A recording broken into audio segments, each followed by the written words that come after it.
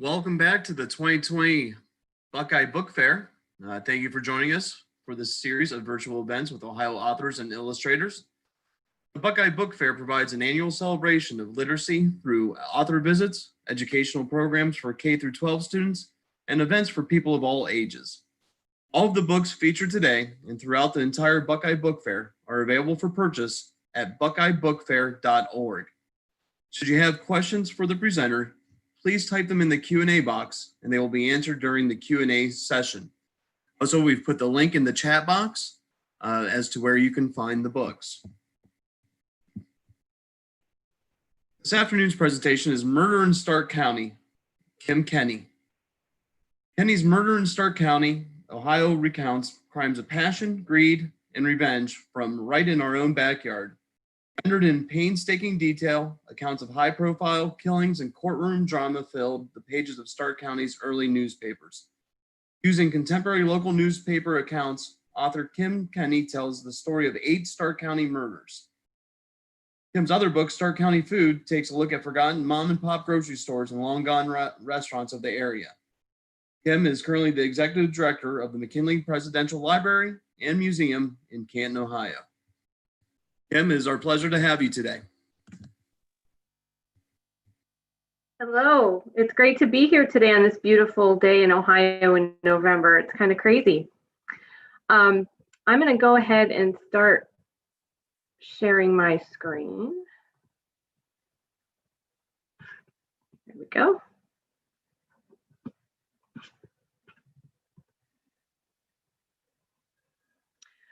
Okay, so Murder in Stark County. This is my 8th book, and I am not a true crime writer. I am a local history writer. So this was a lot of fun. And I was saying before the session began, it's a bit, makes me feel a lot guilty because I'm having so much fun writing about people who died. But the truth is, writing true crime is really a lot of fun. I don't think I'm going to do it again.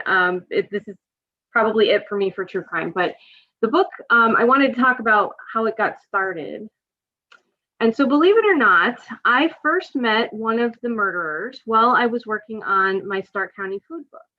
And what happened was Amelia, and you can see in the article here, it says Emily. So in the very first article about her being arrested, it says Emily. Her name is actually Amelia.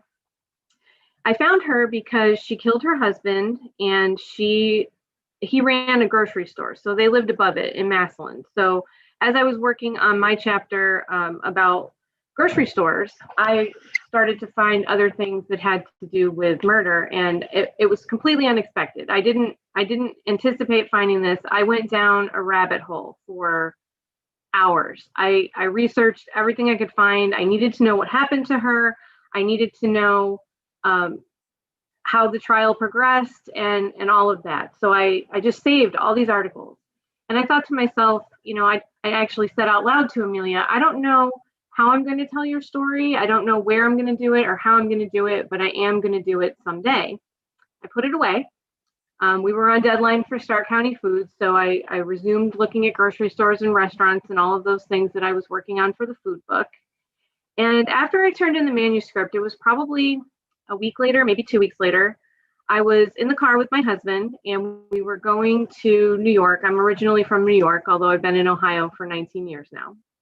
And I said to him, out of the blue, I think I should write a book about murder. And he said to me, are you nuts? Which he often said to me. And I said, you know, I found Amelia's story. I know a couple other, from doing other research about other murders. I think it could really be a great book. So I checked with my editor at the History Press, which is also part of Arcadia Publishing, and I pitched the idea. They had a whole series, and the series is actually called Murder and Mayhem. But my book, in the end, they said to me, there's no mayhem in your book, it's only murder. So we can't call it Murder and Mayhem in Stark County. We have to call it Murder in Stark County. So that's what it became. So Amelia was the catalyst for this book, and I decided that I was going to write predominantly 19th century murders. One of the reasons is my co-author, Barb Abbott, when we were working on the food book, there was an extra chapter originally about breweries and saloons, and we overwrote. And so we needed to cut, and the easiest thing for us to cut was the entire chapter about drink.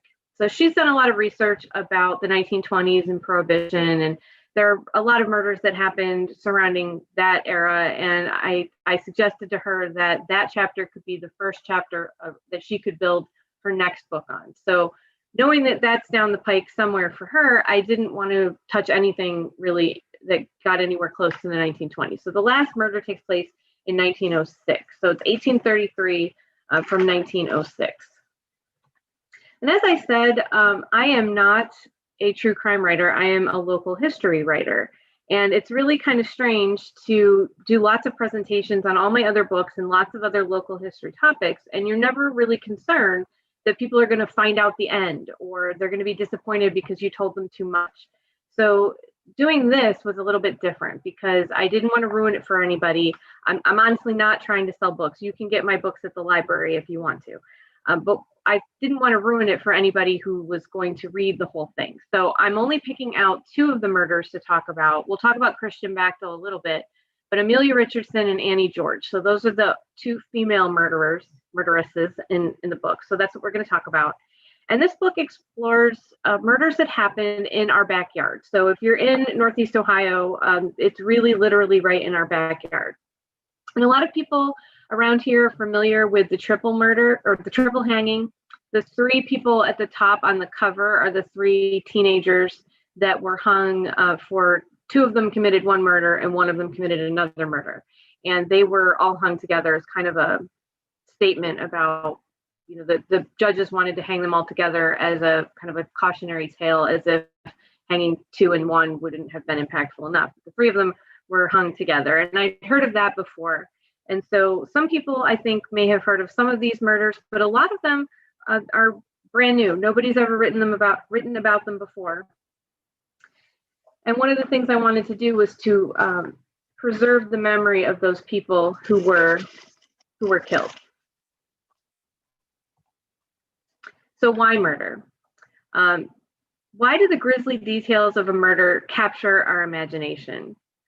The names of the victims seem to fade over time, but we always remember who the murderers were.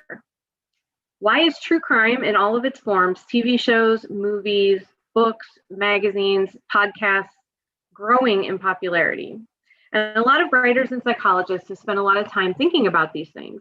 And it was one of the ways that I wanted to get at this kind of topic. You know, what that's the whole introduction is about. Why are we interested in this? Why was I interested in this? Is kind of what I was exploring. So Robert T. Mueller, who has a PhD, wrote for Psychology Today that forensic psychologist Paul Sutter contends that a fascination with murder is nothing out of the ordinary, and in fact is practically built into people. Said plainly, the crime of murder is a most fundamental taboo. So honestly, it's normal. People are interested in this for lots of reasons, both emotionally, psychologically, biologically. And the questions that we ask ourselves are, you know, why did somebody do this? Could I do this? Was there nothing that could have actually stopped this? And we're forced to look at ourselves through the lens of these crimes, and that we hope when we do, we like what we see. Another reason is that we are fascinated as a species with the idea of good versus evil, and that's what true crime is all about. We want to figure out what drove these people to do these extreme acts and what makes them tick, because we would never actually commit a murder. So the struggle to understand evil and what it means to be good is the heart of fiction writing. There's a conflict somehow. Usually good versus evil, it's maybe good versus bad, maybe not quite evil, but that's a common theme in fiction. And when the crimes that we write about are true, it ends this authenticity and this element of reality to what is actually just a really good story. True crime also allows us to feel empathy, both for the victims and their killers. We want to understand why someone committed a crime, how somebody became their victim, even if it's only to prevent it from happening to us. Psychologists say that we're drawn to true crime because we are thankful that we are neither the victim nor the perpetrator. There might even be an element of Schadenfreude, which is getting enjoyment from the trouble experienced by others. And it's not sadistic necessarily, it's just a sense of relief that if it had to happen to someone, at least it wasn't you. But it might also come down to just basic biology. So writing for Time magazine, Scott Bond, a criminology professor at Drew University and the author of Why We Love Serial Killers, wrote, "People receive a jolt of adrenaline as a reward for witnessing terrible deeds. Adrenaline is a hormone that produces a powerful, stimulating, and even addictive effect on the human brain. The euphoric effect of true crime on human emotions is similar to that of roller coasters or natural disasters. The public is drawn to true crime because it triggers the most basic and powerful emotion in all of us, fear. As a source of popular culture entertainment, it allows us to experience fear and horror in a controlled environment where the threat is exciting but not real." So regardless of why we are drawn to all of this, true crime is a big business. It started as a dime store paperback industry, and it's grown to wildly popular television shows like Dateline, podcasts like Serial. And I will admit, when I was writing this book, I often heard it in the voice of Dateline was in my mind. So this book is not very well illustrated. It's weird because a lot of the books that I've written in the past have been very well illustrated from a wealth of photographs that exist in the archives in Stark County. But I'm writing about 19th century murder, and there aren't mugshots yet. There are not even, sometimes there were no images at all of the either murderer or the victim, depending on the crime. So this book doesn't have a lot of pictures in it. And I wrote it completely from contemporary accounts. So I didn't look at anything beyond the newspaper articles that were written about the crime at the time. And one of the greatest things in how this book is possible and couldn't have happened even 10 years ago is that we are working in my field, and as a historian, as a museum curator, we are working hard to digitize our collections. So previously, these things are preserved, but they're preserved on microfilm. So if you've ever used microfilm, I hate it. It makes me nauseous, the way that it spins around. It's on rolls of actual film. And while it's archival, meaning it doesn't break down over time, it's very difficult to access. So digitizing those images that were taken of all of these newspapers that are now searchable by keyword unlocks all of this amazing information that was there all along. We just couldn't get to it. When you use microfilm, it's stored by date. So you would need to know the approximate date. So if I knew when a murder occurred, for example, I could go to that reel, pull it out, and it might be a week's worth of newspapers, and I just have to spin it and look through each page. With digitization, we don't have to do that. So a lot of these murders were kind of locked up in the historical record, and a lot of them people hadn't heard of. So I like to use this listing. It's current events or coming events, I guess it says here. This was in the repository, which is the newspaper that's the only one left in Stark County and in Canton. There's others in Stark County. It's the last one in Canton. And on June 14th, 1880, the triple hanging is listed as a coming event. You see the Democratic National Convention is listed, the 4th of July celebrations, high school commencement, and then triple hanging. So it's very sensational, and it's something that people were interested in seeing.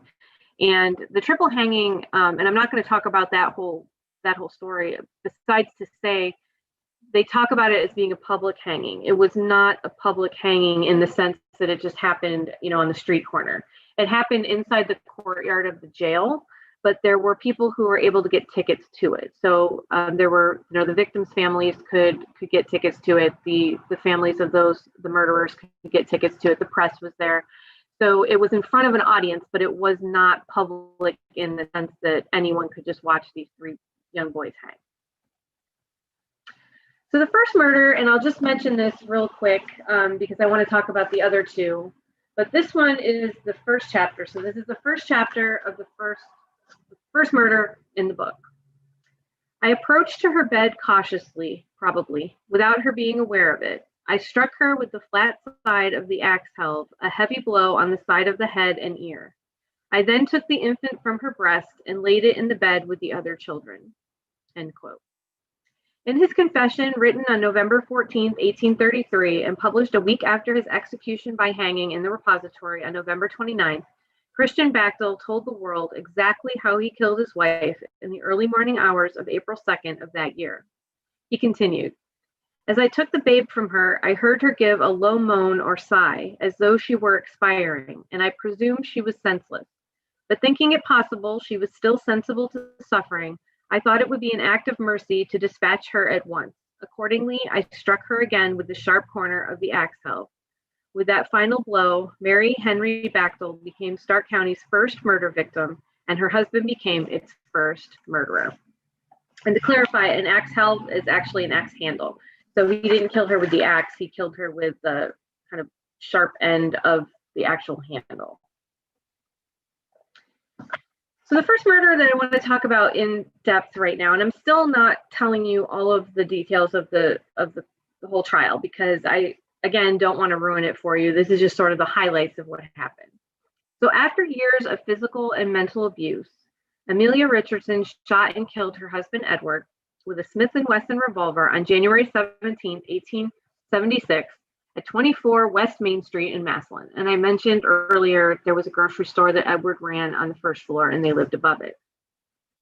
Police found two victims when they showed up. Edward was on the floor with a gunshot wound to his head, and Amelia's throat was split and she had a gunshot wound on her side. She said that she woke up while he was trying to cut her throat with a razor. She reached for the gun, which was on the side table next to the bed. He got it away from her and shot her, and she got it away from him and shot him. Her story didn't change. She told that to several witnesses. That was what people said in her trial, that was exactly what had happened. So the state's case focused on statements that she had made to witnesses that raised questions about her version of the event. They also introduced a man named Jacob Cryer, and he was established as somebody that Amelia was probably having an affair with. The neighbor said that he heard two gunshots 20 minutes apart. So this was the evidence that ended up bringing the whole thing to trial. So on the seventh day of the trial, so every day, and I didn't mention this earlier, every day that these trials were happening, they were published in the entire transcript of what happened was published in the newspaper, word for word, the questions, the answers, all of that. So when I talk about only using a contemporary source for this book, it's a really complete contemporary source because there's reporters that are in the courtroom and they're writing down exactly what happened.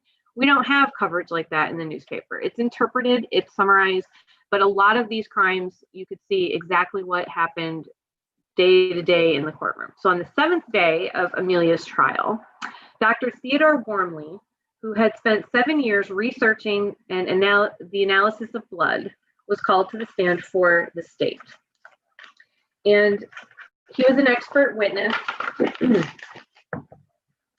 And the repository reported on the details of his testimony. So I'm going to read what the repository wrote about Dr. Wormley's testimony. Here, the sheet was produced that was found on Richardson's bed the morning of his death and identified as the one brought to Dr. Wormley's laboratory at Columbus on last Saturday by Mr. Day. The question involved was as to which side of the sheet the blood producing the spot frequently referred to before as being seen near the pillow on the south side of the bed was received. The doctor made evidence that he had carefully examined the spot on the sheet by the aid of a microscope, and that in light of numerous results obtained by him in bringing cotton textures into opposition with fresh blood, gave it as his judgment that the blood on the sheet had been applied on the clotted side.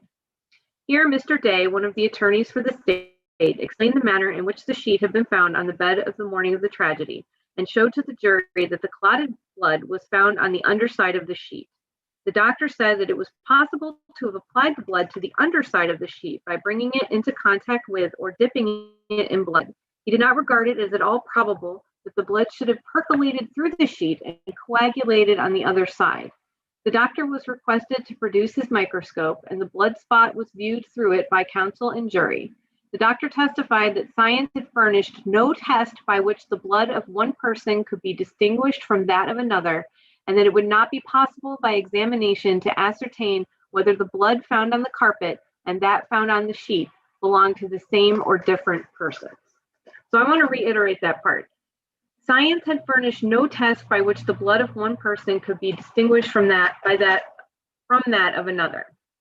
So what they're saying is that in 1876, there's blood in that room. They don't know if the blood is Edward's blood or if it's Amelia's blood. And by trying to decide where it coagulated on the underside of the sheet or on the top of the sheet, they're trying to determine who was in the bed. Maybe Amelia, her story wasn't accurate. Maybe she shot him in the bed and dragged him onto the floor to make it look like something different. And so that idea of where the blood clotted becomes a central part of the prosecution's case. Dr. Lorenzo Whiting, who's a local doctor, said that the skin on the side of a woman who has had children is very flexible, and he suggests that perhaps she shot herself. So what he's suggesting is that after she killed him, she pulled the skin on the side of her body, shot herself through it so that she could claim that it was in self-defense. There was also a lot of controversy about the fact that Edward's eyes were closed. Some doctors, at first for the prosecution, said that if somebody has been killed while they're sleeping, while their eyes are closed, that's how their eyes will be. If they were killed while they were awake, their eyes will be open. So the prosecution's doctors all say that Edward's eyes were closed, and that has to indicate that he was killed while he was sleeping. So the defense calls a string of witnesses to build a case of murder by self-defense. And there are a lot of witnesses who have seen verbal abuse. He called her a redheaded bitch regularly. In the newspaper articles, you don't see bitch, it's B-TCH or CH, whatever it is. But he called her all kinds of names that everybody recounted. Most of the witnesses saw the results of physical abuse. So she had a bruised face, she had black eyes, she had a cut on her nose. One former employee said that he had actually gotten between them when Edward was hitting her and scratched her face. So he actually saw physical abuse.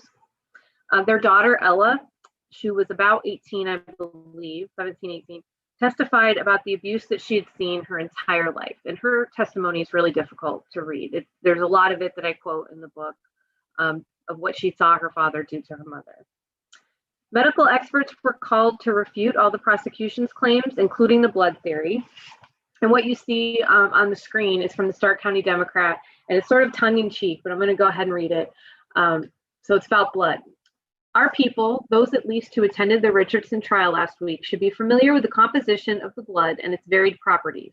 There was such an elucidation by experts of serum and fibrin and albumin and coagulum and corpuscles and the like, and the microscope was introduced, and each juror was requested to take a peep to determine on which side of the fabric the fluid was first received, in addition to which much light was thrown upon the differential properties of human blood and that of other mammals, and how to distinguish its blood from birds and fishes. Hereafter, should a dispute arise in our community on the subject of blood, we would recommend as a referee any one of the jurors in this trial.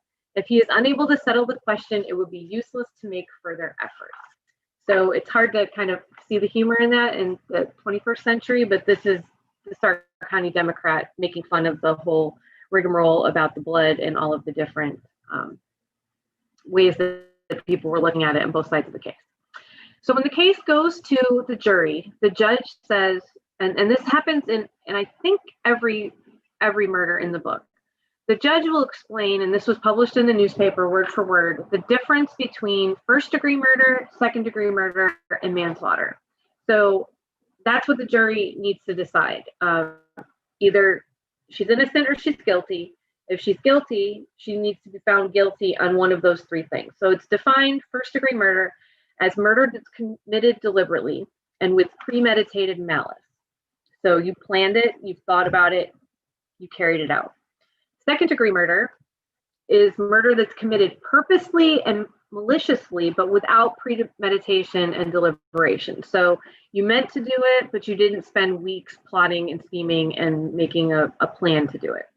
The third thing is manslaughter. So this is murder that's committed without malice, either upon sudden quarrel or unintentionally. So you end up in an argument with somebody and it escalates and you kill them. That can be considered manslaughter. So the jury deliberates all night on December 23rd. They reach a verdict at 8 a.m. Sunday morning, which was Christmas Eve, and they ring the courthouse bell to signify that the jury needs to the jury's going to return to the courthouse. The lawyers need to come back. The media needs to come back. Any witnesses need to come back who want to. And they find her guilty of manslaughter, and she is shocked. crumples in a heap, begins to cry. She really thinks that after all of the testimony about how abused she was and the way that she explained the events of that night, that it was going to be in self-defense, and that's not manslaughter, that's self-defense, and she would be found innocent, but she was found guilty. She served 15 months of her sentence, which was a couple of years long. She got a year and a half into it before the governor at the time commuted her sentence, and she was able to return home. So the most curious thing about her story is I went and found her in the Massillon City Cemetery. She lived to be 96 years old, and she is buried in the same stone with the husband that, by all accounts, she did kill.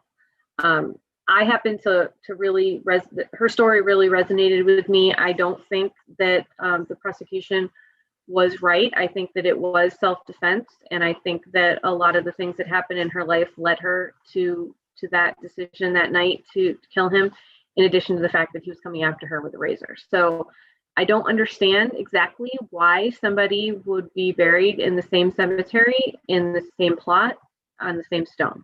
It's just curious, very curious. So I went in last summer, before the book came out, not this past summer, but the year before, I went to her grave and bought her flowers, and I kind of pretended like Edward wasn't there. I only talked to Amelia while I was at the cemetery. So that's Amelia's story, kind of a high level telling of that story. So the next one is Annie George. So on October 7th, 1898, President McKinley's brother-in-law, George Saxton, was shot dead in the front yard of his widowed lover's home. And that is located at 319 Lincoln Avenue. So the McKinley Presidential Library and Museum and the McKinley National Memorial, where I work, is off of 7th Street. So Lincoln Avenue is a side street not very far from the museum. It's actually not far from West Lawn Cemetery, which is where George Saxton is buried. And this is the only photograph that I was able to find of him. So he is Ida McKinley's brother. And immediately, Annie George was suspected. So some of the backstory, and this gets a little complicated because of their names. So it's George Saxton, Annie George, and Sample George. So Sample George and Annie George are married, and Annie's having an affair with George Saxton. So there's too many Georges. In the book, we refer to them by their last names or their first names where it makes sense. So the backstory about this. So the murder happened in 1898. So 6 years earlier, in 1892, Sample George sued George Saxton for alienation of affections for his wife. The lawsuit said that Annie had abandoned her husband and her two sons and was suing George Saxton for $30,000 in 1892. So that's an exorbitant amount of money. Saxton naturally denied the affair, and it was very interesting because George's grandfather, John Saxton, founded the Repository in 1815. So that's the newspaper of record in this county, and the only one that's left in Canton. But there were other newspapers at the time as well. So while the family didn't still own it, they were kind of just outside of the generations that sold it. So it was still very much a Saxton family newspaper. So the Repository covered the story very differently from the Stark County Democrat. The Stark County Democrat wrote far more stories about the cases that all of this than the Repository did. And one of the articles said that Annie was in Dakota, so it's before North and South Dakota are separate, to get a divorce. And they say that although she was from a poor family, she appeared to have plenty of money, which seemed to indicate that George Saxton was taking care of her. So Sample George's, his lawsuit is dismissed. It's going to come back, but it's dismissed in 1892. So presumably from 1892 to 1895, Annie they do get divorced, and she is seeing George Saxton. They're dating, whatever you want to call it in 19th century terms. And by 1895, things had gone bad. So Annie sued him in court for the return of her property. So somewhere between the divorce and 1895, they had some kind of argument, and she was renting a room in a building that he owned, and she was suing him to get her stuff back. In 1896, the Repository reported that all lawsuits had been settled out of court, including the breach of contract case against Saxton, where she also sues him for breach of contract, saying that after she got her divorce, he promised to marry her, but he refused to follow through after she did get her divorce. So she sued him for breach of contract, and the repository says all of those cases were settled out of court. By 1897, she is sending him threatening letters. He gets a restraining order against her, and Sample George, her husband's case, is back in court for the alienation of affection. So 2 days after Sample George's case was settled, Saxton was murdered. So neighbors said they heard four or five gunshots. A streetcar driver said that he had dropped Annie at Hazlitt Avenue, which is a block away from Lincoln Avenue, very close by. So the streetcar driver said that, yes, she was on my streetcar. This is where she got off. It was before the time of the murder. Annie was arrested. She refused to say anything that night. She wouldn't say where she had been at the time of the murder. They asked her about these burrs and Spanish needles that were stuck to her skirt. They asked her about those. She refused to say anything about that. Mrs. Althouse, who was the she owned the house where this happened. She said she couldn't understand why George Saxton was at her house. They had been dating at the time, and she said that George knew she wasn't home. She was taking care of a sick family member. So she said she didn't understand why he would have been in her yard at all because he knew she wasn't home. At the coroner's inquest, it came out that when Annie was told she was arrested for murder, she said, "Well," and that's it. She didn't ask who the murder was. She didn't deny it. That was what she said. Reportedly, she said if he didn't marry her, she would kill him. And reportedly, she said, "No jury on earth would convict me after hearing my story." The preliminary hearing, at the preliminary hearing, her attorney said there was no direct evidence linking her to the murder, and it went to trial anyway. And they tried very hard to get it dismissed several times, but it went to trial on April 4th, 1899. So this is the house, and it's still standing today, where Saxton was shot. Mrs. Althouse is on the right, and Annie is on the left. They refer to her in the newspaper as Anna, but most of the time, anecdotally, people have called her Annie. So in that chapter, this is the opening statement about the case from the prosecution. So based on the defense's opening statement, the article dissected George Saxton's character, asserting that he was popular with women, but not exactly well-liked by men, that he deliberately and systematically set about to wreck more families than one is confidently believed by many citizens of this city who know his history, the article said. Scandals began to find their way among the people, and George Saxton became an outcast from society, ostracized by the circles that formerly knew him, avoided by former friends of the male sex, and shunned by good women who had formerly welcomed him to their homes. Annie was described as a, quote, beautiful, attractively shaped, big-hearted country woman. George was characterized as a spider who laid a trap for Annie, a fair butterfly. The article charged that he began to woo her with dresses and jewelry and told her the only thing holding her back from being a society lady was her humble husband. So she left him for the, quote, well-bred landlord of the Saxton block. But their happiness was short-lived, as it was the same old tale with Saxton. He soon tired of her. Next came all the lawsuits. The article concluded with the non-committal notion that Annie's guilt will be proven or disproven as the trial progressed. So what happened, and why I say everyone then and now knows that she did it. So throughout the trial, Annie's lawyers successfully argued to have many key pieces of evidence against her thrown out, which weakened the case against her. So all of these different pieces of evidence that the jury wasn't allowed to consider were the strongest pieces of evidence that she did this. So for example, the judge ruled that testimony that she refused to answer questions on the night that she was arrested could not be used to prove her guilt. It's along the same lines of the fact that you don't have to testify on your own behalf. And if you don't testify on your own behalf, it cannot be seen as an indication of your own guilt. So that was the logic that the judge used to get that out of, to throw that out. The other thing, there was a chemical analysis of supposed gunpowder on Annie's hands the night that she was arrested. And there was a female doctor who came in and took the gunpowder from underneath, or the supposed gunpowder from underneath her fingernails. And that was thrown out as well because she didn't voluntarily submit to that. So they said that that couldn't be used as well. However, not all decisions were made to her advantage. The judge did rule that her former attorney could not claim attorney-client privilege because the conversation that he was talking about shifted to the contemplation of a crime.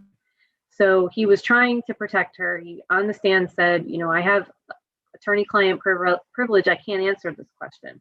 And the judge said, yes, you will, because it changes to contemplation of a crime. It's not covered by attorney-client privilege. So in the end, he did say that Annie had told him that after Sample's lawsuit, there would either be a wedding or a funeral.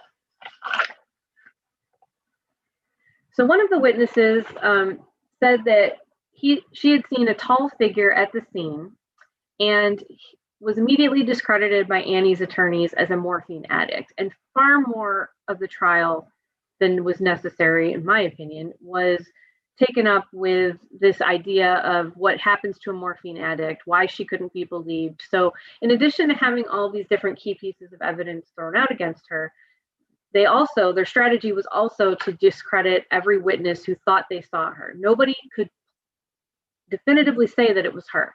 So that it was easy to sort of poke holes in what they thought they saw. So this one was the strongest case, who said a tall figure was at the scene. And not only did they talk about her as a morphine addict, but they brought in all these different experts to talk about the effects of morphine. No witness, as I said, clearly saw the murderer, and the defense got one of the witnesses to admit that it could have even been a man dressed in woman's clothes. So once they say that, there's now this kind of doubt cast on any of these people who saw what they thought they saw.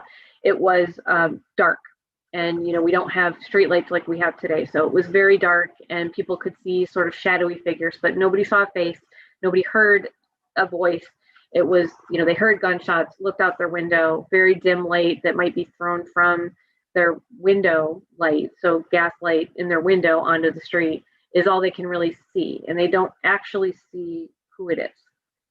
In closing arguments, Annie's attorney said that the jury must first decide that she killed him before considering any threats against him.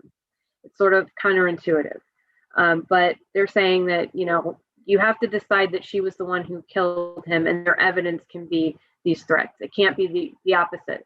Threats are just threats. So you can't use those as evidence unless you believe first that she did kill him.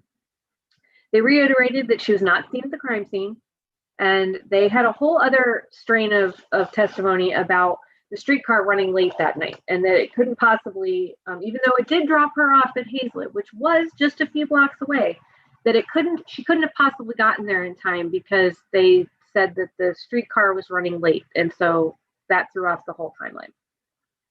So in the closing arguments, and I love this because there was no love lost for George Saxton and just about anyone in Canton, Ohio in 1898. So her lawyer ends by indicting George Saxton's character, saying, quote, "It is my deliberate judgment that the death of George D. Saxton was to Canton a public benefaction, that the air is purer by his passing away, and our wives and sisters and daughters are safer because of his spirit taking flight." And then later on, he also reminds the jury that Annie was innocent until proven guilty, and she was entitled to the benefit of every doubt. And so long as any of you have any doubt about any of the links in the chain, she must continue to be regarded as innocent. He portrayed Annie as someone who wanted to marry George, not kill him. He dismissed her threats as those made by an emotional woman who is desperately in love. She loved Saxton, he said. He had won her affection and her love completely, and she was devoted to him. She had no hatred for him, no reason to kill him, but a desire to live only for him and with him.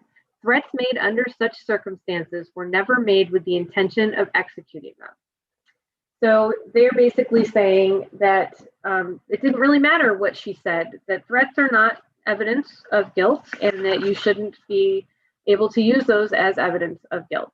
So in a criminal trial, it's different than a civil trial. Civil trial, it's not absolute. In a criminal trial, it has to be absolute, beyond the shadow of a doubt. So if there is anything that these jurors are doubtful about, they cannot convict her because the burden of proof is on the state. It's not on her. She is innocent until proven guilty. So the jury deliberates for 24 hours and they come back with a verdict of not guilty.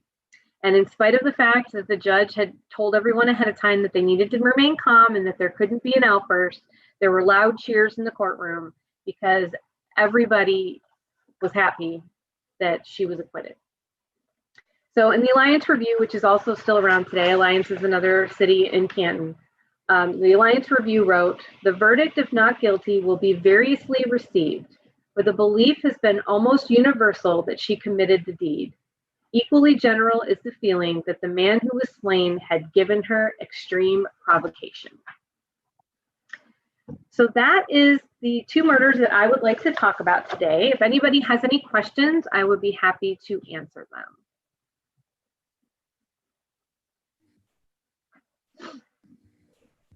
Thank you, Kim. Again, Welcome.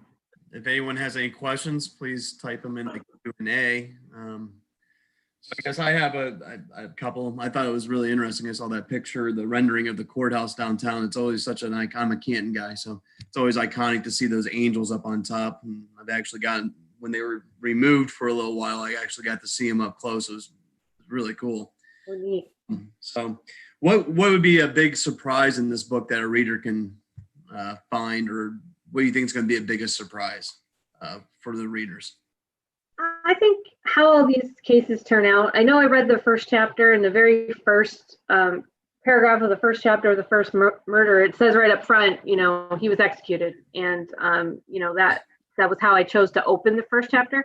I don't do that with every chapter. So there are a couple of cases where I was surprised as I'm researching it. Like, what do you mean they're not guilty? How are they not guilty? Or, oh my God, they are guilty. So I think a lot of the stories, they seem to be going one way and they go an opposite way. And I think that will definitely be surprising, more so than other books that I've written that maybe are not so surprising when you're starting to talk about local history. But definitely the way that these trials unfold is surprising. The way that courts unfold and scientific evidence changes and all of those kinds of things are surprising. What's your next book? What are you working on now? I am actually working on a new book, which is called Exploring the American Presidency Through 50 Historic Treasures. So it's a series from Roman and Littlefield, and I am selecting with the presidential sites of these different presidents, one artifact that represents their presidency. And it's a material culture book, but it's going to be accessible, I think, to a lot of people because people don't talk about artifacts the same way. Normally, and historians think the Holy Grail is a written document, and those are great too.